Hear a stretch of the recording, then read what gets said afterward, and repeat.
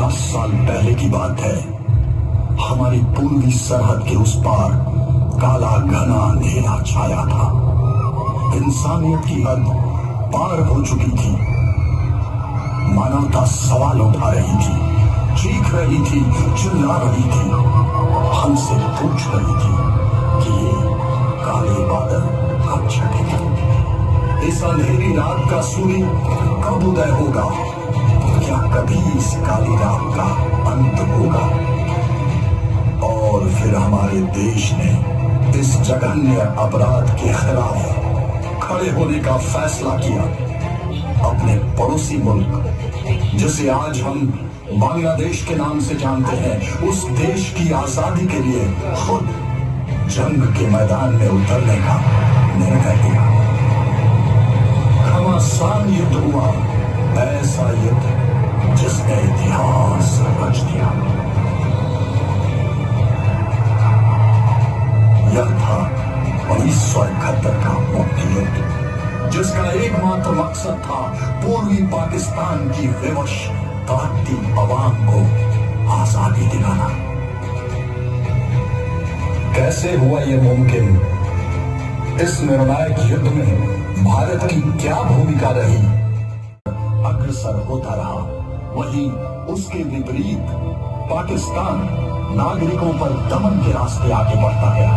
भाषा और धर्म पर आधारित विघटनकारी नीतियों का सहारा लेकर तानाशाही रवैया अपनाता रहा, जिससे वह आज भी हमारे दिल को दहला देता है। इस जघन्य सैन्य अभियान के दौरान 30 लाख निर्दोष नागरिकों का सरेआम कत्ल किया गया और 3 लाख से ज्यादा औरतों के साथ बलात्कार किया गया।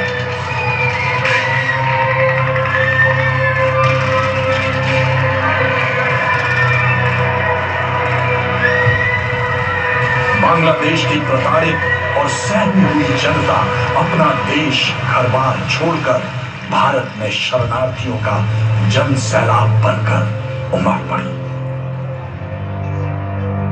और इस भयानक संकट के बीच साहस, संवेदना और मानवता का उदाहरण बने भारत के लोग शरणार्थी कैंपों में डॉक्टर, नर्स, मानवाधिकार संगठनों और आम नागरिक समाज का हर अंग उन्हें इस बड़े संकट से उबारने के लिए पूर्णतः प्रयासरत था। पाकिस्तानी सेना की क्रूरता और विनाश के खिलाफ अकेले रक्त रंजित संघर्ष में जूझती जनता को उम्मीद की एकमात्र किरण भारतीय जनता और भारतीय सरकार ने प्रदान की।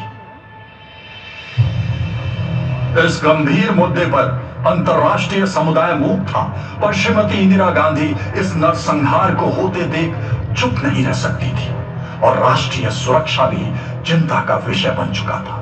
उन्होंने थल सेनाध्यक्ष के साथ कैबिनेट की मीटिंग बुलाई। उस समय भारतीय सेना का नेतृत्व कर रहे थे जनरल सैम मानेकशॉ। मैं आपको पूर्वी पाकिस्तान में भेजना चाहती हूँ। This means war. इसका मतलब है युद्ध। इस वक्त यह उचित कदम नहीं होगा। हमें लड़ाई की तैयारी के लिए समय चाहिए और बरसात के मौसम में पूर्वी पाकिस्तान की नदियों में उफान आने की वजह से क्रॉस कंट्री मूवमेंट लगभग नामुमकिन होगी। सेना कब तक तैयार हो जाएगी? अगर हमें आवश्यक सामान और उपकरण मिल जाते हैं तो सशस्त्र सेनाएं 15 नवंबर 1971 तक पूरी तरह से तैयार हो जाएंगी।